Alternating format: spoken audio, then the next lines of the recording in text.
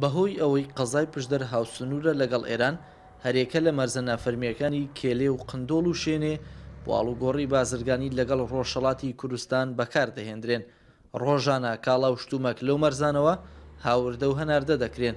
بە وتەی بەشێک لە بەرپرسانی قەزای پشدەریش قەیرانی دارایی ئاڵوگۆڕی بازرگانی لە سنوورەکەدا کەم کردوتەوە، بەڵام سەرڕایەوەش داهاتی خاڵە گومرگیەکان زیادیان کردووە.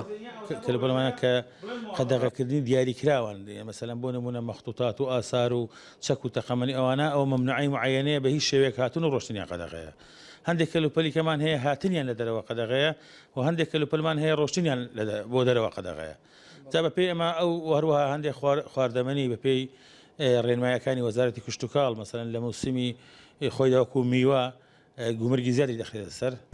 بەڵێ ئێستا من لە کۆمەلگای مەرزی چێلێم، ئەو کۆمەلگایە دەکەوێتە سنووری قەزای پشدەر و لە 5 بەش پێک هاتووە بەشەکانی کوالیتی کۆنتترۆل و کەرەنتینە و بەشی گومرگ و کۆمپانیەکان و بەشی تەندروستی.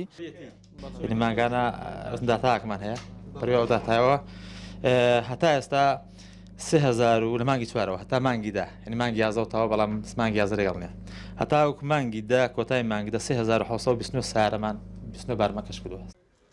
بە پێی ئامارێکی بەڕێوبەرایەتی گومرگی ڕاپەڕین لە ماوەی 11 مانگی ڕابردوودا 220 تەن کەلوپەل و خۆراک لە ئێرانەوە هێنراوەتە هەرێمی کوردستان، بەڵام بەهۆی دەرنەچوونیان لە پشکنین و کوالیتی کۆنتترۆل گەڕێنراونەتەوە.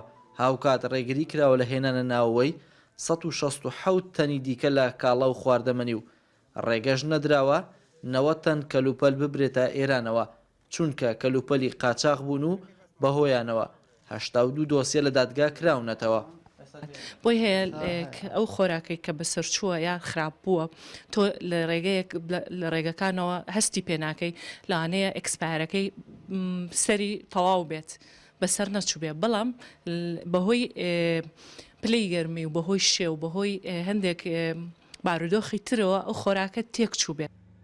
بارپرسانی گومرگی ناوچەکە باس لەوە دەکەن هێزەکانی ئاسایش و پۆلیس لە هەوڵی ڕێگریکردن لە هاوردە و هەناردەکردنی کەلوپەل و خۆراکی قەدەغەکرا و بەسەرچوو، بەڵام بەهۆی بەرفراوانی سنووری هەرێمی کوردستان لەگەڵ کۆماری ئیسلامی ئێران ناتوانن بە تەواوی ناوچەکە کۆنتترۆل بکەن.